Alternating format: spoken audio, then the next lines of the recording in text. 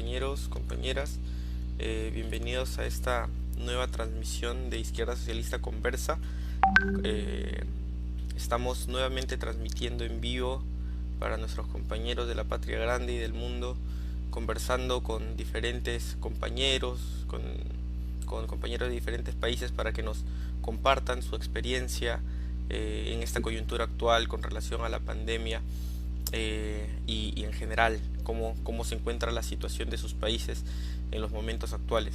En este caso estamos con el compañero Gilberto Ríos, compañero de Honduras, con el cual vamos a hablar hoy día sobre la situación de su país en estos momentos y en general sobre las perspectivas que existen para el movimiento popular ahí, para los sectores progresistas. ¿Cómo está, compañero? Muy buenas noches, muy buenas tardes por allá, entiendo.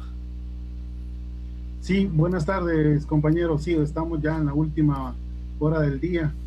Muy agradecidos por la entrevista. Un saludo fraterno para toda la izquierda socialista de Perú, un país con el que tenemos un vínculo histórico importante. Ahí, bueno, por ahí estuvo Francisco Morazán, que es el gran libertador de nuestra patria, en 1840, durante un breve exilio, antes de intentar volver a Centroamérica para la liberación de estos países, ¿verdad? Él fue presidente de la Unión Centroamericana en la década del 30 del siglo XIX. Y bueno, por Perú siempre han pasado los grandes, ¿verdad? Siempre han estado los grandes. Y para nosotros es, bueno, la cuna del Imperio Inca también, y pues toda una referencia para América Latina. Un cariñoso saludo para todo el pueblo de Perú y Compañ para todos los compañeros que viven en América Latina. Compañero, muchas gracias por los saludos. De parte nuestra también recibo un saludo fraterno para el pueblo hondureño, en general, para todos los compañeros de Centroamérica y del Caribe. Compañero, queríamos comenzar un poco esta conversación hablando de la situación de su país, de su pueblo. Tenemos entendido que el año pasado, más o menos por estas fechas, hubieron fuertes protestas en Honduras contra el presidente de entonces.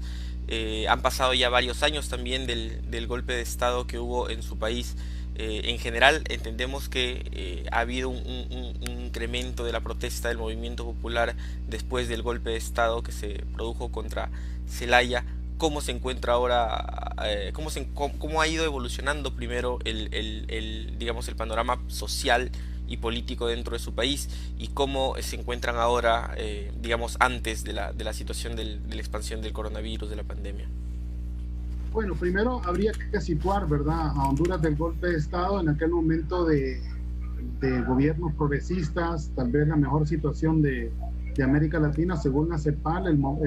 Fueron los 10 años de mayor distribución de la riqueza social en nuestro continente, es decir, fue todo el periodo de los gobiernos progresistas de América Latina, que venían a su vez del desgaste, del rompimiento de la partidocracia, ¿verdad?, tradicional oligárquica, que ya no daba más, y que también había marcado un agotamiento fuerte del neoliberalismo, sobre todo en países como Ecuador, Bolivia y Argentina, que demostraron que luego de esos rompimientos sociales se podía construir otro tipo de gobierno. Esto impulsado siempre como eje principal desde la República Bolivariana de Venezuela, específicamente desde el gobierno del presidente Hugo Chávez, ¿no?, ¿verdad?, que fue el que, con una visión regional, con una visión hemisférica, en la que contribuyó, por supuesto, el comandante Fidel Castro, pudieron hacer toda una serie de estrategias y de estructuras regionales en las que se podía soportar, digamos,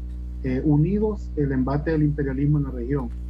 Honduras había tenido un gobierno relativamente progresista desde el año 2006 con el presidente Manuel Zelaya. Comenzaron 2 años todavía dejando los mayores vicios del neoliberalismo.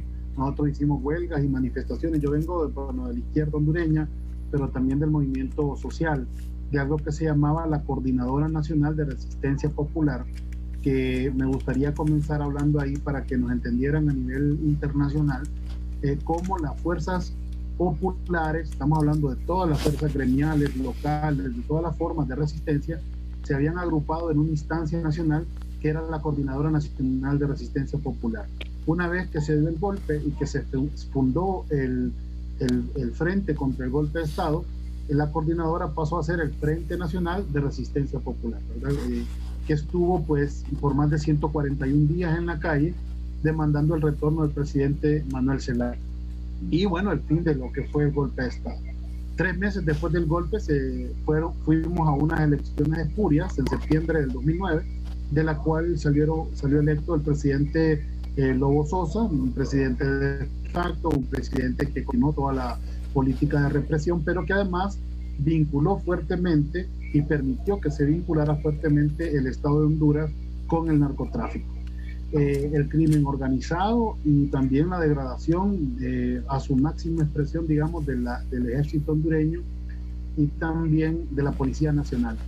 De tal manera que su presidente en el Congreso, que era Juan Orlando Hernández, el actual presidente de facto del país, ¿verdad?, se fue consolidando como una fuerza política y económica en Honduras sumamente importante. Según informes del Tribunal del Sur de Nueva York, donde fue juzgado como culpable el hermano de Juan Orlando Hernández por tráfico de drogas, estamos hablando de que se les indica como narcotraficante desde el año 2004, es decir, tiene 16 años ese clan de narcotráfico de estar pues vinculándose al narcotráfico y creciendo en el poder, ¿verdad? Ellos han traficado más de 250 toneladas de cocaína en este lapso de 14 años. Y su vínculo es directamente con el Chapo Guzmán y con el cartel de Sinaloa. Eso ha sido publicado pues en todos los diarios del mundo, ¿no?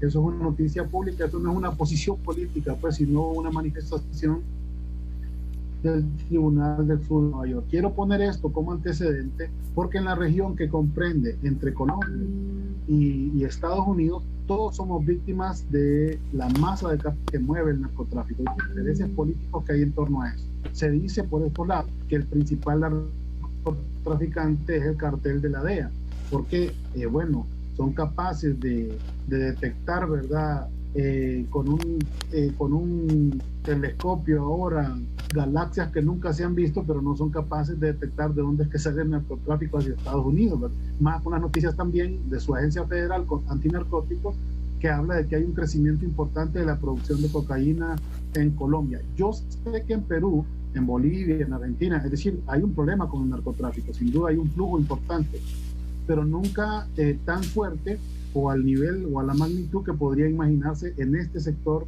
de Mesoamérica, que es México, Centroamérica, ¿no?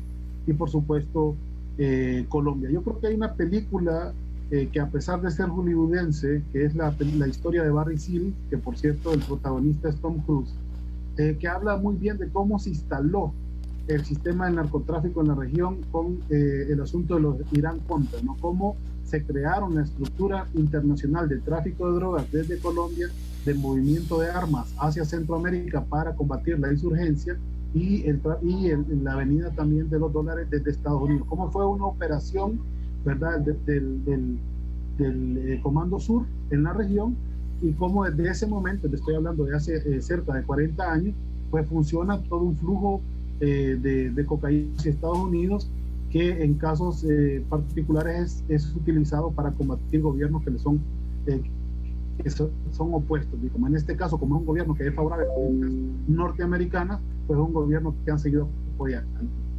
Entonces, Juan Orlando Hernández, que era el presidente del Congreso en ese primer periodo, luego saltó a ser presidente mediante un fraude del 2013 contra el Partido Libertad y Refundación, que fue el que devino de la resistencia popular, y luego en 2017 contra una alianza contra la dictadura que se armó de todas las fuerzas de oposición políticas y sociales del país. El fraude del 2017 fue superior al fraude del 2013. Eso conllevó a un gran alzamiento popular que solo fue retenido mediante una gran represión en las calles, asesinato político, persecución, compatriotas que ahora viven en el exilio y que no han podido volver al país porque no tienen garantías. Y bueno, toda una suerte de digamos, de agudización del proceso neoliberal mediante los mecanismos de fuerza. Como lo saben ustedes en Perú, ¿verdad?, porque vivieron el ejemplo de Fujimori, el neoliberalismo no entra si no es con grandes cuotas de violencia, ¿verdad? Entonces, en el país, luego de que el golpe de Estado fuera ejecutado por el ejército y que se aprobara la existencia de una policía militar que sustituya a la Policía Nacional en muchas labores del control civil, pues vivimos en una sociedad militarizada, altamente represiva, que pues da esas condiciones para que el modelo económico se profundice. Yo creo que hablar así, compañero César, es hablar de la historia de América Latina prácticamente, pues, ¿verdad? Solo agudizada en el caso de Honduras por la manera en que se dio el golpe de Estado y los vínculos de nuestra oligarquía tan descarados con el crimen organizado y con el narcotráfico.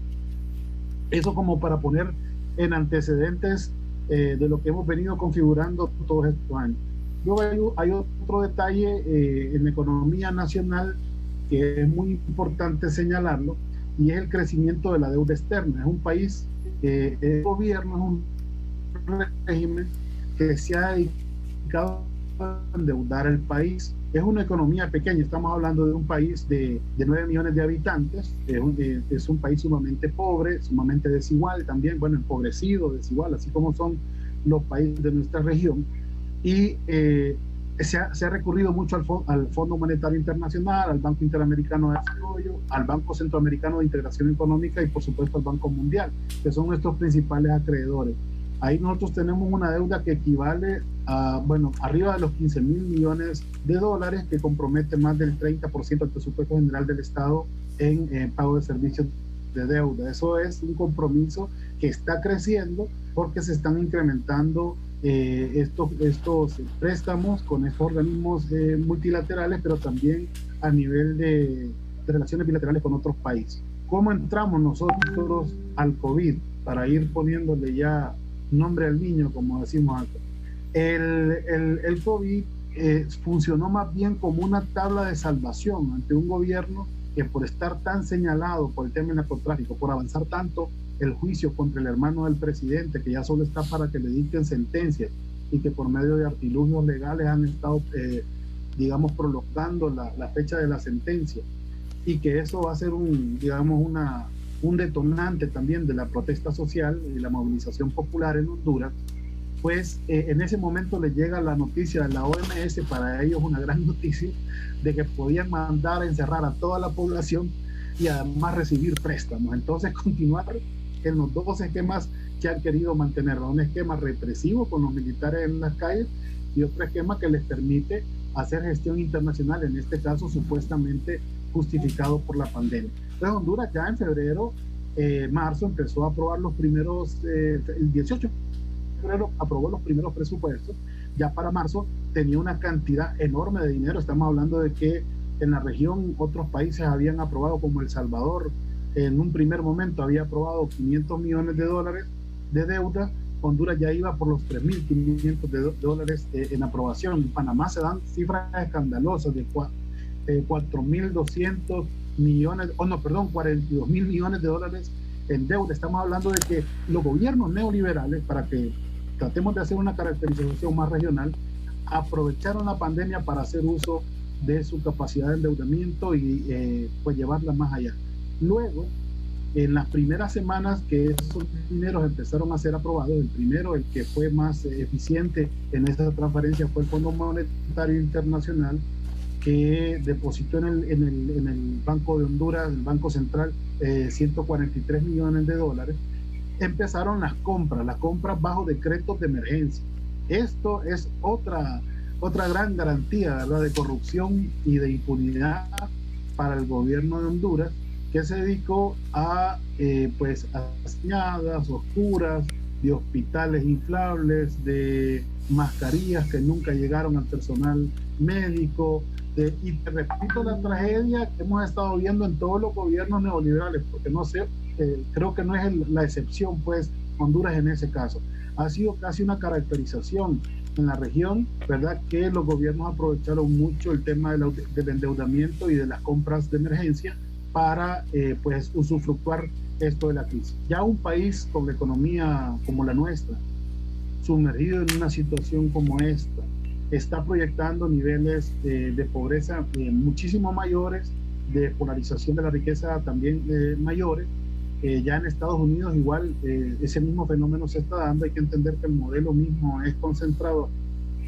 Y bueno, para una masa de empleados, de trabajadores informales en Honduras, que anda por los 4,5 millones, ya se están hablando de 500.000, de entre 400.000 y 500.000 empleos perdidos ¿verdad? Solo lo que va de esta crisis.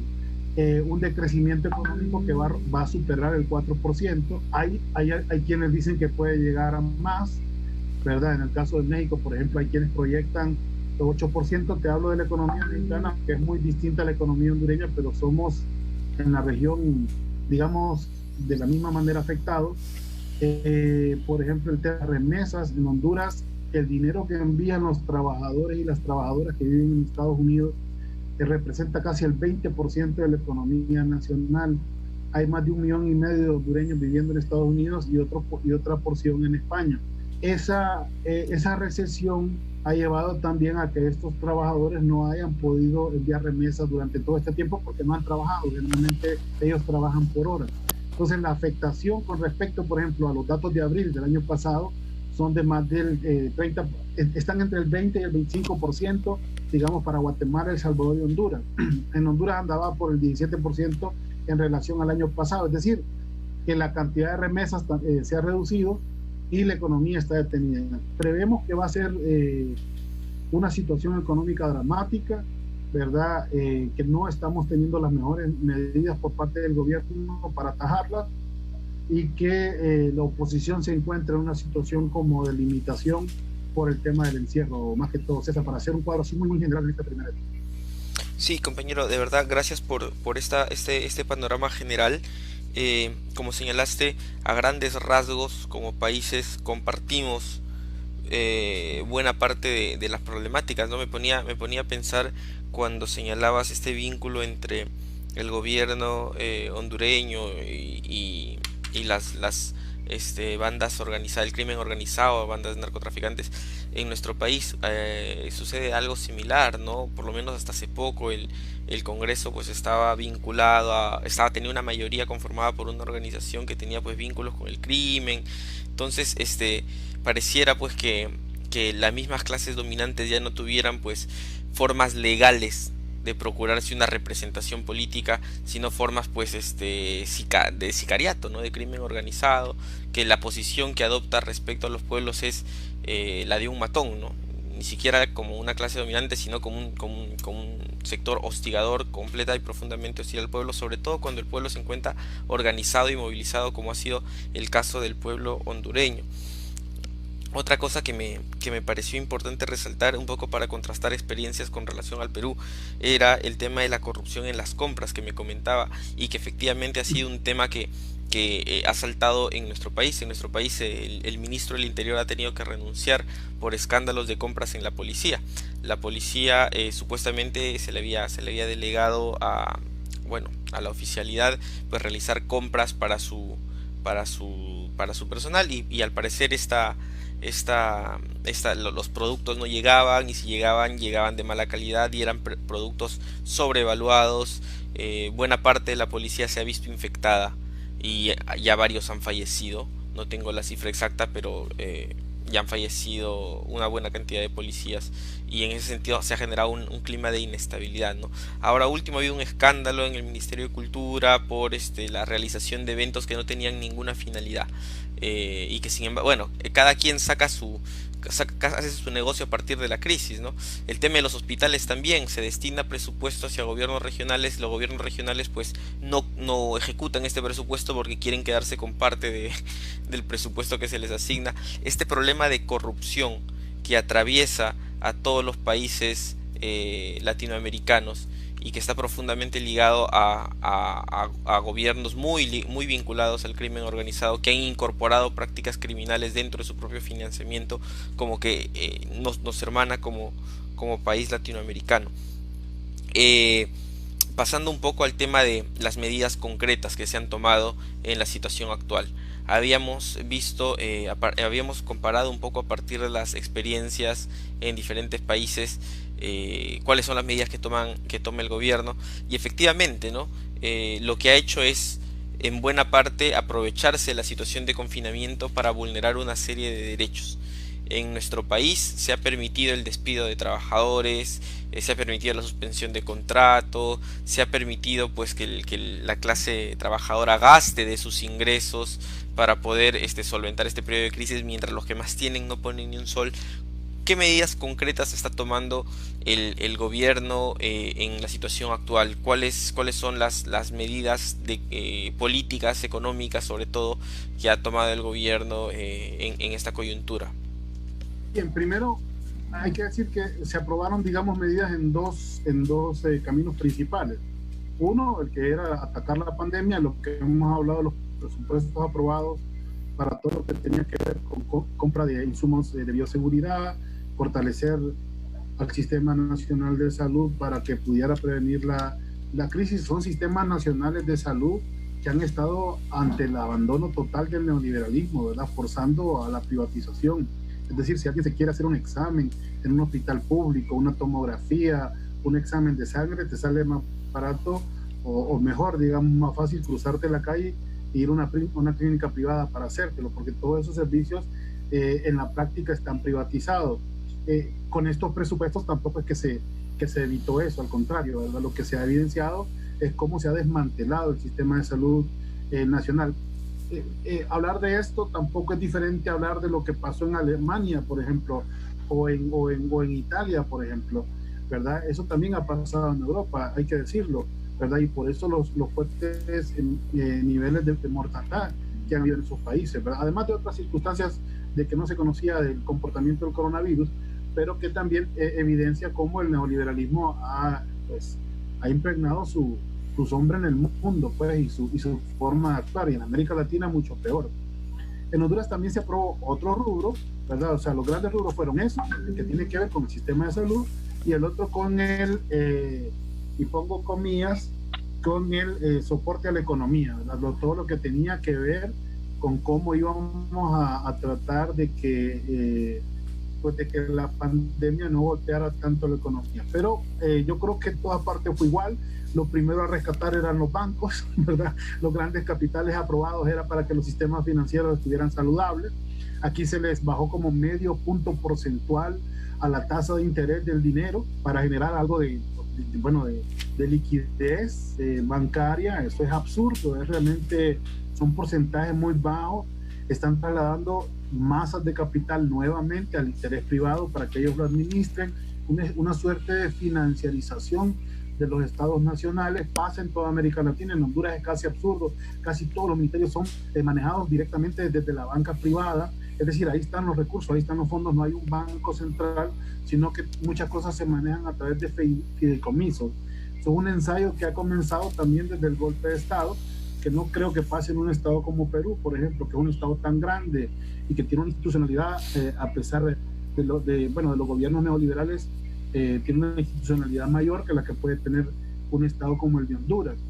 En ambas medidas económicas tocadas por el tema de la corrupción, ¿verdad? Eso es lo primero, lo más evidente. Lo segundo, muy mal la capacidad de los estados en atacar directamente la pandemia. Estamos hablando de que apenas al día de hoy, creo que apenas hace una semana se están haciendo 500 pruebas diarias. Eso es casi un absurdo. Se tienen que estar realizando mínimo unas 2.000, 3.000 pruebas diarias con mucho criterio, que es definir dónde fue los contagios y luego hacer a su alrededor, ¿verdad? O en su entorno todas las demás cantidades de pruebas para más o menos determinar el comportamiento de la enfermedad. Hay una ciudad en Honduras que es San Pedro Sula, que queda al norte del país.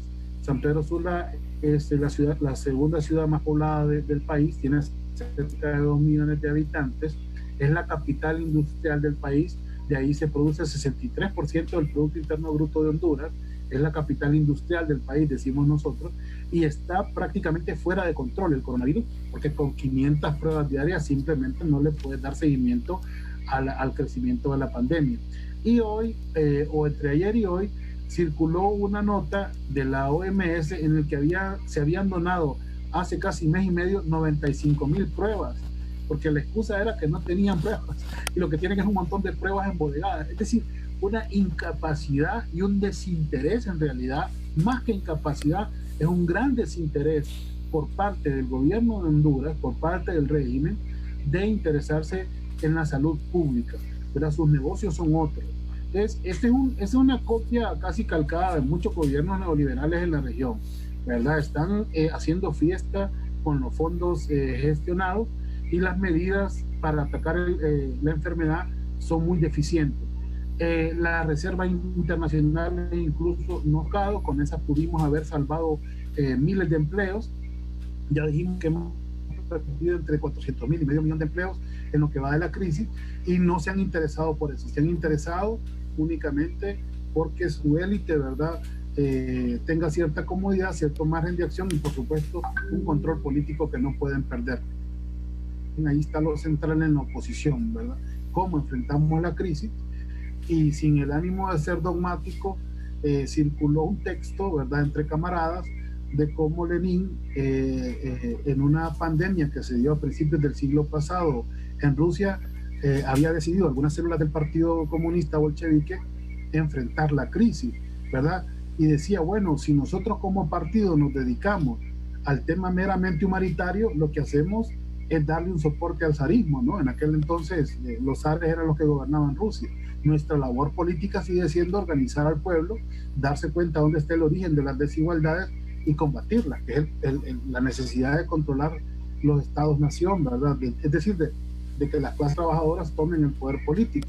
Entonces me parece que frente a la pandemia, la izquierda y los movimientos sociales no han tenido, en el caso de Honduras, la mejor estrategia. No miro a nivel regional un ejemplo, ¿verdad?, donde pudiéramos decir, bueno, en tal país de nuestros hermanos latinoamericanos sí lo han hecho así los compañeros que están enfrentando la crisis, y creo que nos han dominado también mucho por el tema de la cuarentena, que ahora que nos inventamos esto de las reuniones virtuales, bueno, afortunadamente nos estamos cultivando, nos estamos comunicando, son cosas que antes podíamos hacer y no sabíamos que teníamos estas facilidades, y estamos viendo siempre cómo crecemos y nos mantenemos en movimiento, ¿verdad?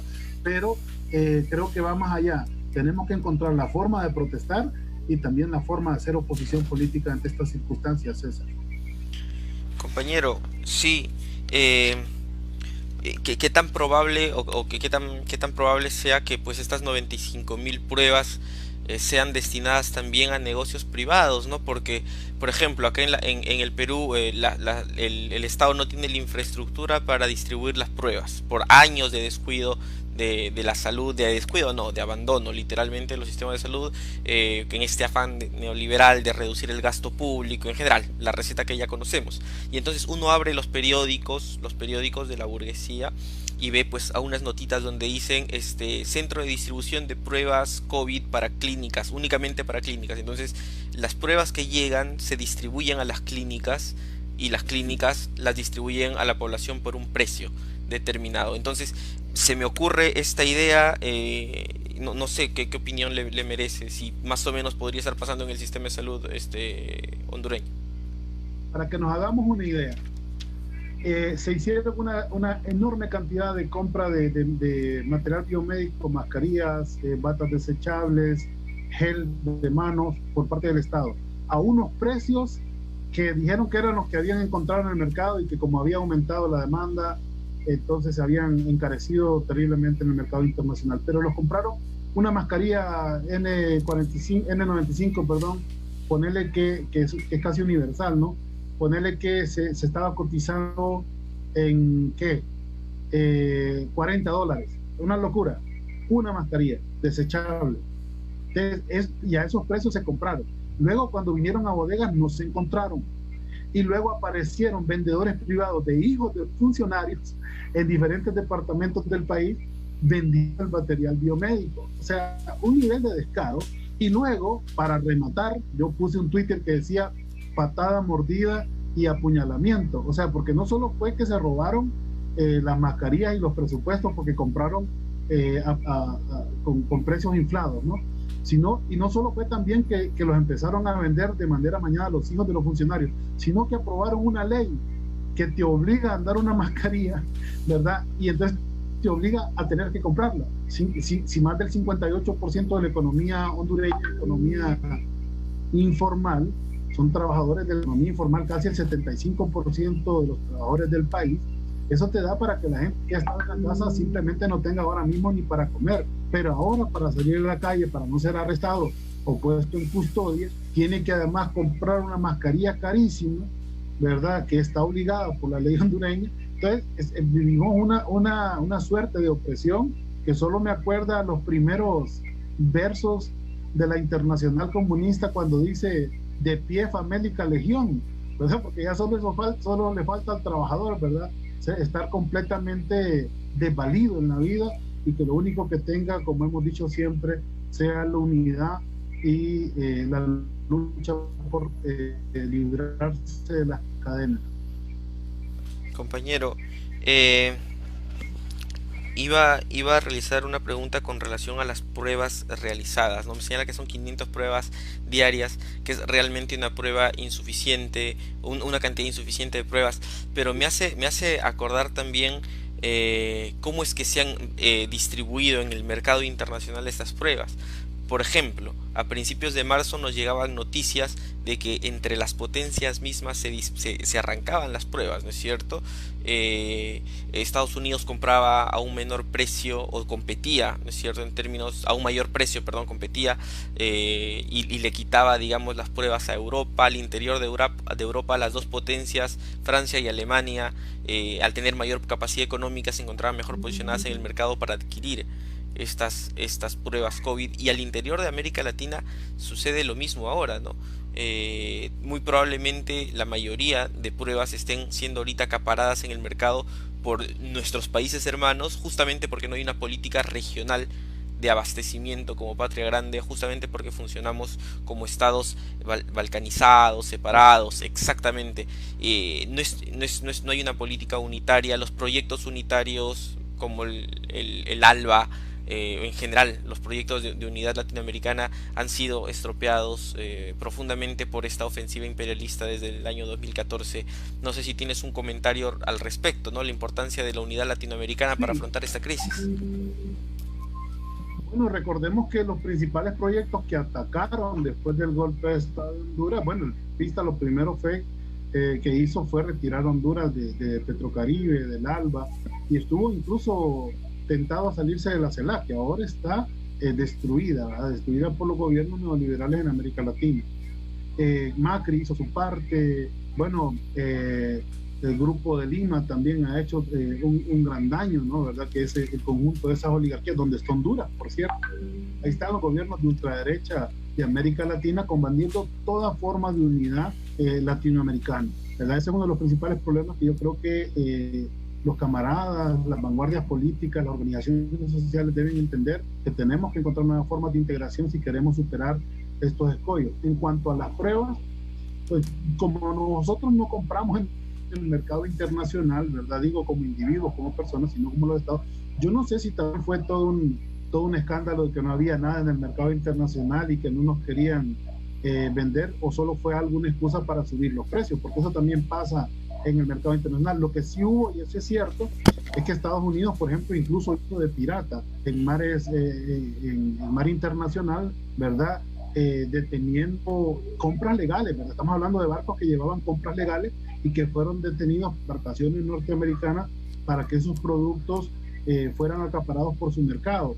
Pero no sabríamos, no sé si realmente hubo escasez, ¿verdad? O si más bien fue otra, fuimos nuevamente víctimas de la especulación internacional del mercado. Lo que sí te puedo decir es que en Honduras llegamos casi a 40 o 45 días, ya llevamos 72, 73 días de cuarentena y de confinamiento, pero hasta el día casi 50 solo se estaban realizando entre 100 y 120 pruebas diarias. Un absurdo total, un absurdo. Es más, la persona que está a cargo de dar la cadena nacional 2-3 veces al día llegó a decir en una de sus cadenas al inicio llegó a decir, bueno, ahora que estamos realizando 500 pruebas diarias, estamos comprobando lo que ya habíamos dicho, que entre más pruebas hagamos, más infectados vamos a tener.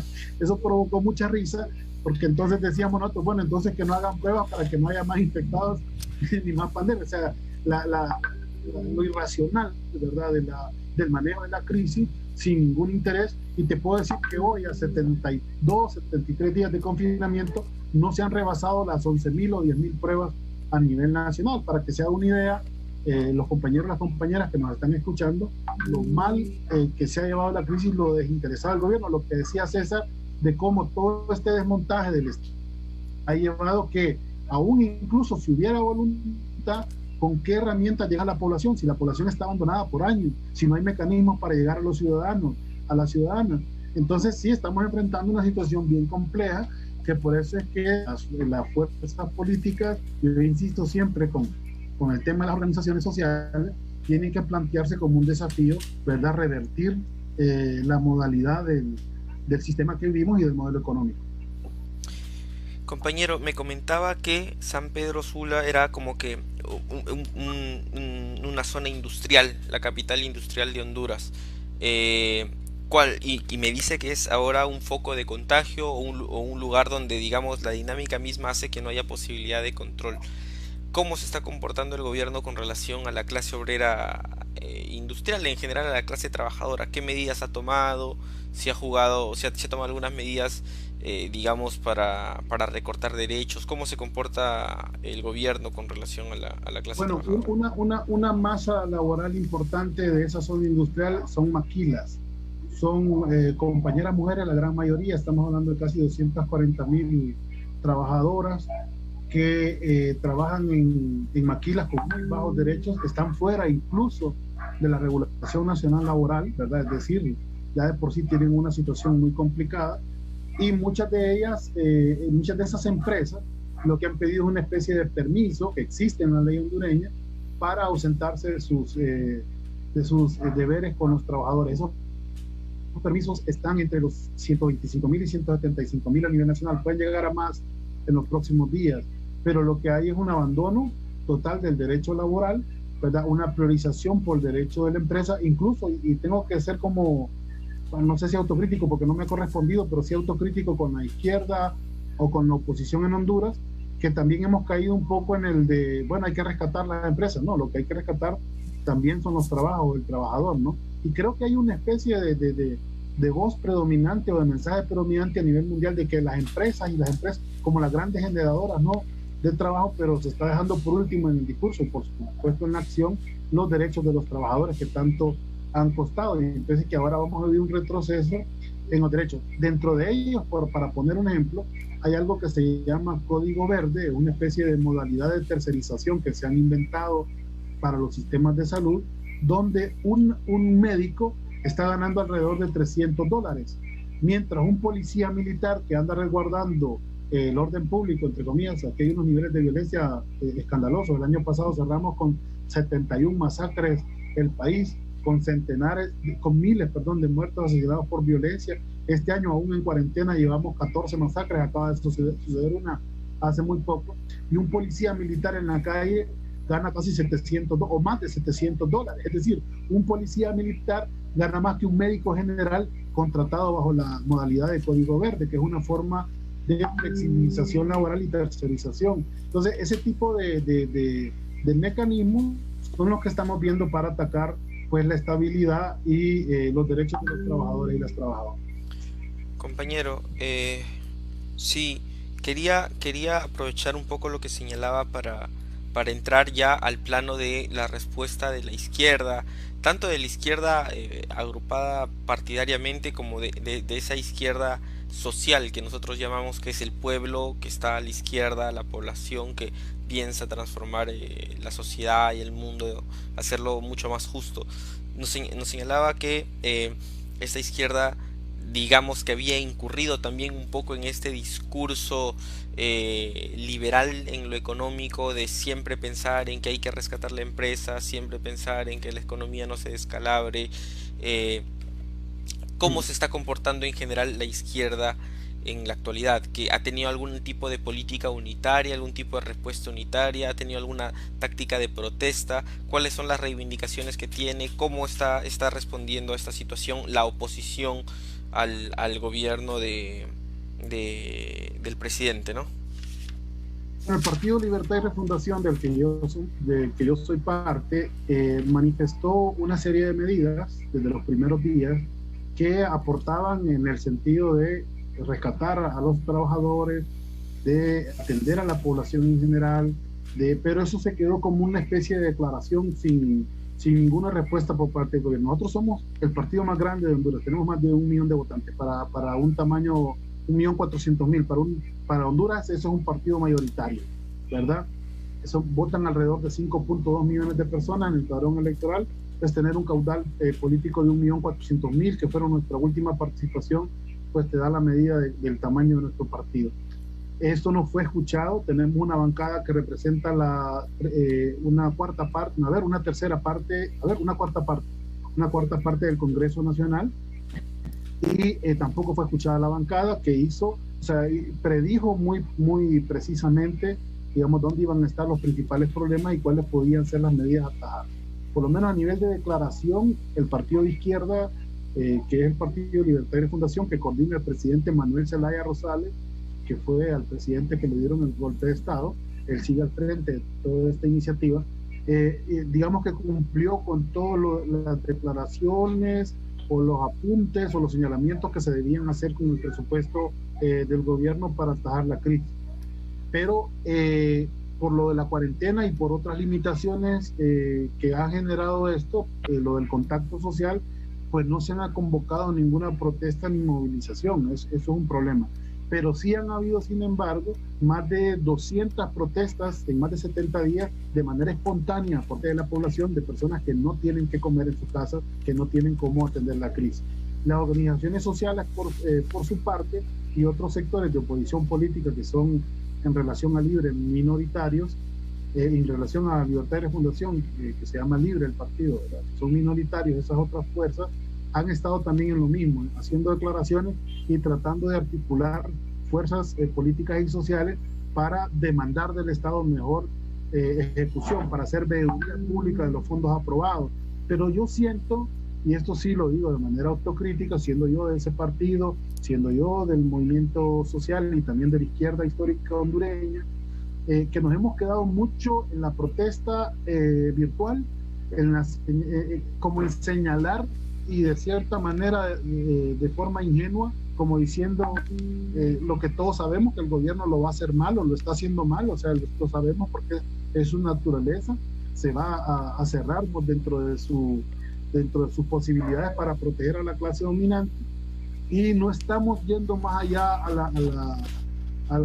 la protesta creativa. Yo pienso que tenemos que saltar hasta ahí. Hubo un caso en Israel, yo sentí que podía ser un ejemplo para nosotros, en el que una población, no recuerdo cuál era la demanda, pero salió a la calle en Israel con medidas COVID-19, ¿verdad? Guardando el distanciamiento, todos con sus tapabocas, evitando el contacto directo, y salieron a la calle a hacer una manifestación. Yo pienso que estamos más cercanos a algo así, a tratar de desarrollar una forma responsable de protesta social que no ponga en peligro nuestra vida. Hoy por la mañana, a nivel nacional, toma del transporte de taxis, porque no tienen que comer, porque los que son dueños de sus taxis no tienen que comer y estaban demandando un bono al gobierno. La toma comenzaba a las 6 de la mañana, a esta misma hora comenzó el desalojo, violencia, presión, los gases lacrimógenos. Entonces la población queda como un sinsabor de no tener que comer, ¿verdad? De no poder protestar, de no poder salir. Entonces, ante esas grandes preguntas es donde a mí me parece que la izquierda y los movimientos sociales deberíamos poder dar respuesta a estas alturas, y sin embargo no lo estamos haciendo, ¿verdad? Estamos como aguantando todavía el golpe y no sabemos cómo devolverlo, y me parece que lo que se viene es un recrudecimiento de las condiciones de las luchas de clase, ¿verdad? Donde por supuesto los ricos van a pelear por sus privilegios, y los pobres y los trabajadores y las trabajadoras van a tener que luchar por la sobrevivencia. Entonces, lo que se viene, como siempre, debemos desarrollar mejores y mayores niveles de organización y capacidad de articular respuestas frente a la crisis. Lo digo con toda la autocrítica, porque siento que no estamos haciendo mucho, más allá de afinando las ideas, más allá de tratando de aprovechar el tiempo para articularnos de otra manera, para estudiar la crisis más en profundidad, que eso es algo pues que los militantes siempre hacemos. Me parece que no estamos llegando a la capacidad de articular respuestas, sobre todo porque tenemos poblaciones muy inconformes y además que están viendo que a la clase dominante no le interesa estas condiciones de vida, o que se paupericen las condiciones de vida, que por eso entonces nuestra respuesta en conciencia debe ser mayor una vez que podamos manifestarnos.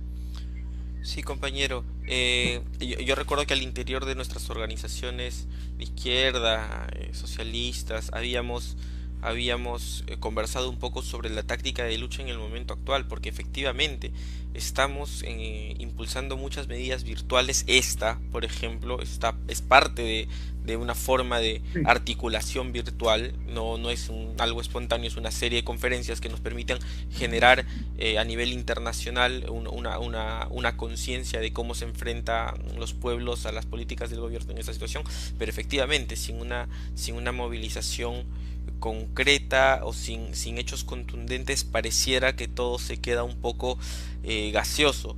De hecho que yo ahora me remito yo a Lenin para hablar un poco de lo que él escribía respecto a la táctica de guerra de guerrillas, ¿no? A veces se piensa que el tema de la guerra de guerrillas vino con el Che o con Fidel. Lenin lo plantea también y en términos generales la conclusión es que nuevas circunstancias imponen nuevas formas de lucha y efectivamente toca estrujar un poco la cabeza para encontrar esas formas de lucha para el momento actual. Las medidas presenciales son muy minoritarias porque no se puede conglomerar mucha gente, no se puede aglutinar mucha gente, hay leyes lamentablemente que están prohibiendo eso, no se puede reunir a personas porque es foco de contagio, entonces con esta finalidad se detiene un poco la protesta, ¿no? Pero yo considero que digamos muy pronto la gente no va a aguantar más, como señaló, ¿no? Acá también en Perú prácticamente la cuarentena, si bien sigue en términos formales, ya se ha levantado en términos reales por lo menos hace 2 o 3 semanas. Es decir, la gente no acata la cuarentena. Y no la acata porque no tiene que comer. Y sí, si no hay que comer, hay que salir a la calle a buscársela. Porque y va, yo tengo la certeza en mi casa de que me muero de hambre, sin embargo afuera no tengo la certeza de que me vaya a contagiar. Una persona decide salir a trabajar, ¿no? Pues sobre todo si tienes hogares, si tienes familias. Entonces es imperativo, como señalaste, como señaló el tema de plantear medidas más contundentes, ¿no?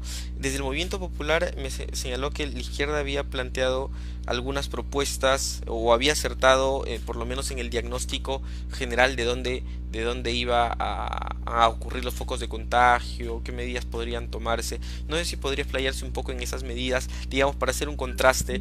Acá nosotros habíamos planteado, por ejemplo, impuesto a la riqueza y un bono universal como dos consignas en un espacio que es el Comité de Lucha Sindical y Popular, que es un espacio de articulación de diferentes organizaciones populares. Habíamos planteado esas dos consignas, ¿no?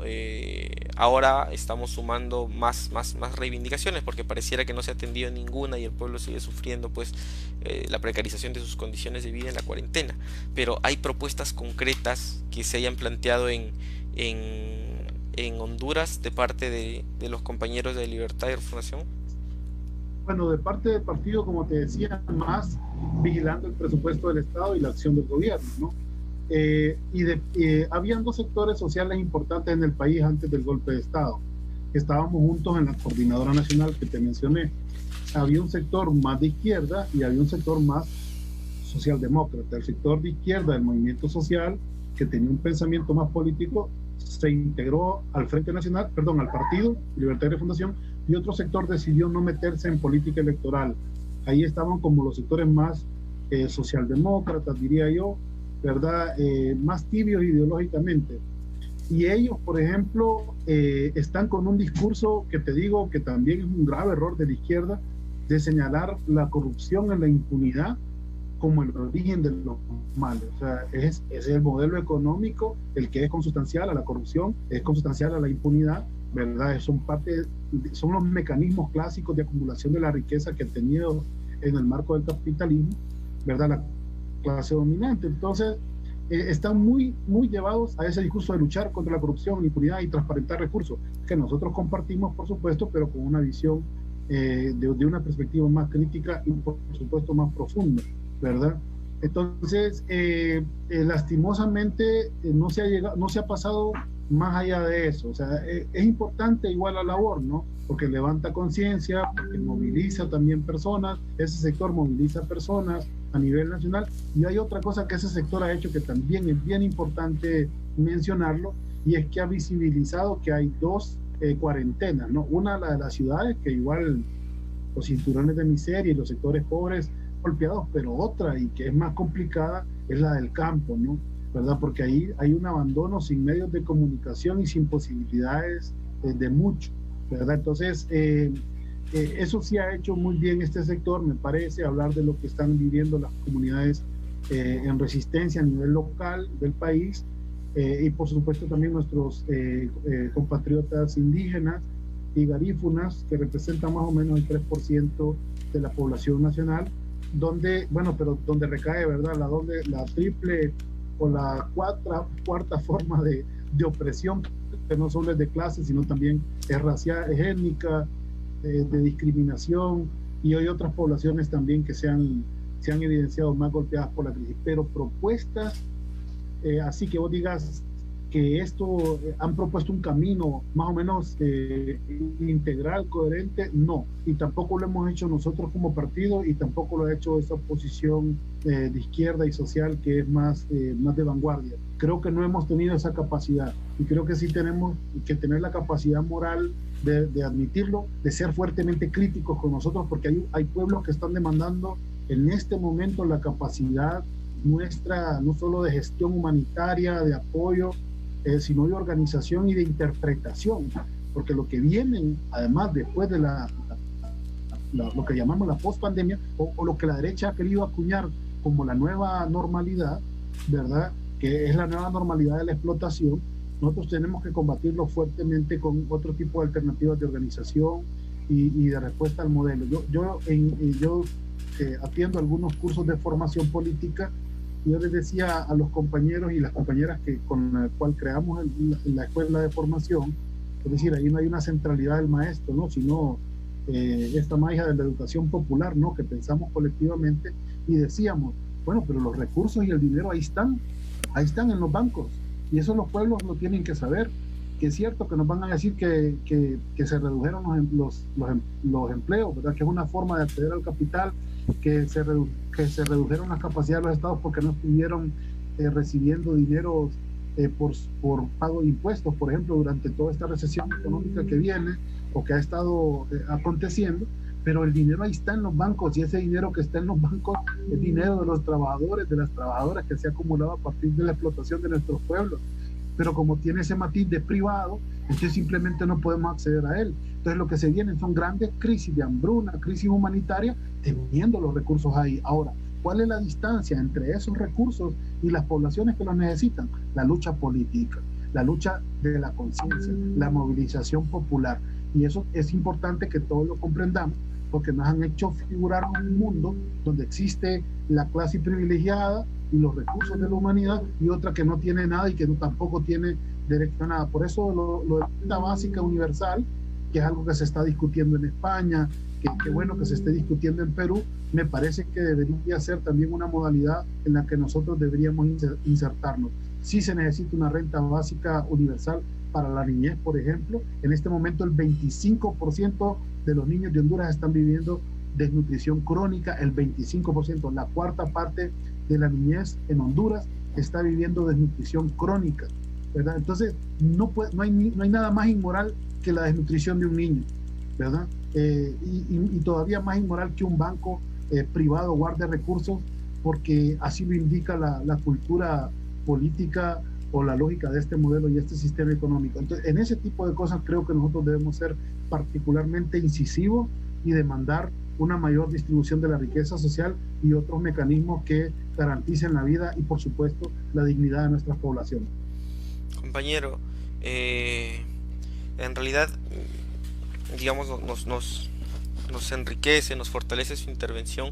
Efectivamente hay esta idea de que, claro, si los que tienen recursos no sueltan, no podemos hacer nada, ¿no? Se tiene a la legalidad como si fuera algo por encima de lo lógico o de las necesidades humanas, cuando en realidad, claro, sí, del humano, cuando en realidad son las leyes deberían estar diseñadas para las necesidades humanas, ¿no?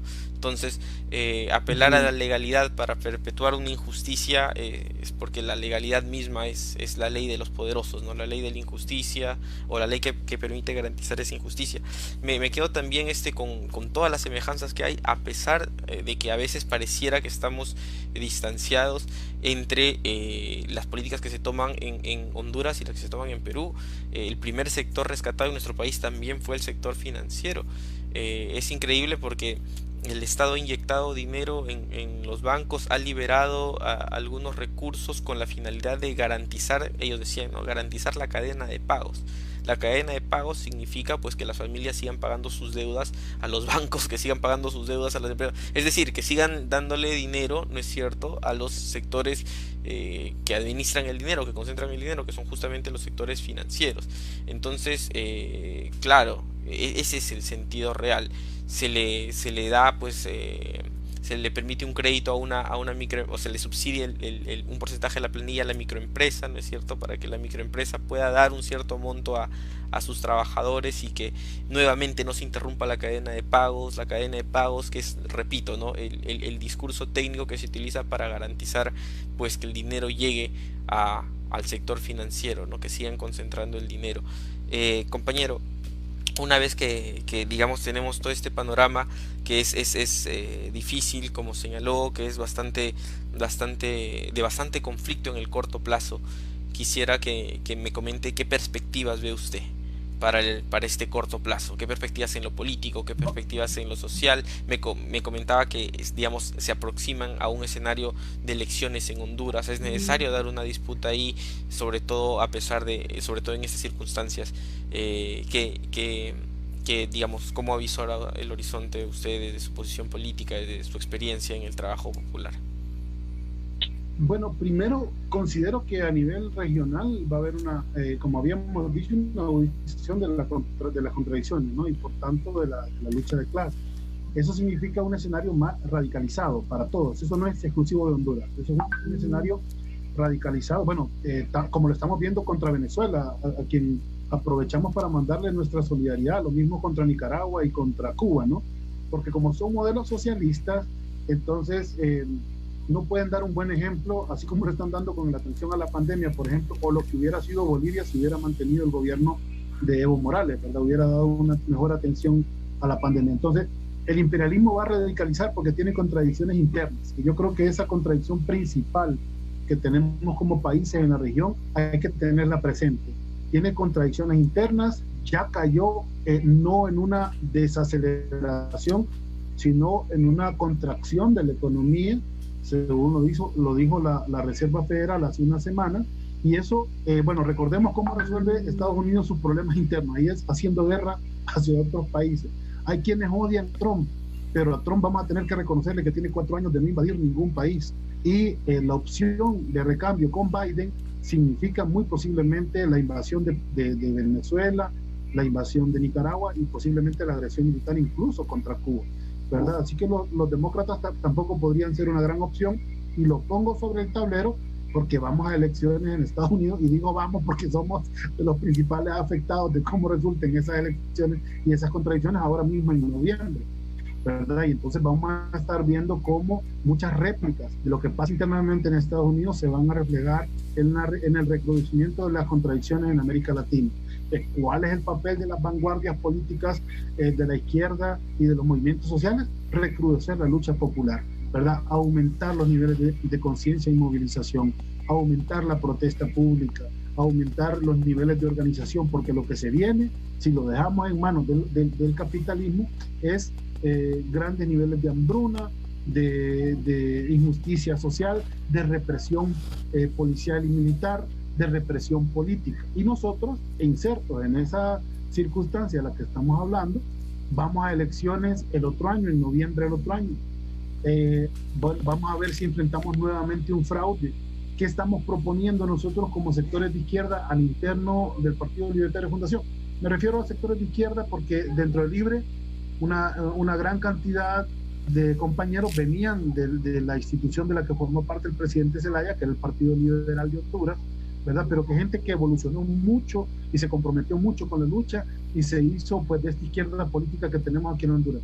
Pero habemos otro sector minoritario que veníamos de la izquierda tradicional de Honduras, que tenemos pues una visión más radicalizada por el tema de la experiencia y por nuestra visión política, ¿no? De origen, y sentimos que la situación solo la podemos compensar, la situación democrática, si volvemos a ganar en las urnas como lo hicimos en el 2013 y el 2017, pero esta vez acompañado de un pueblo movilizado en las calles.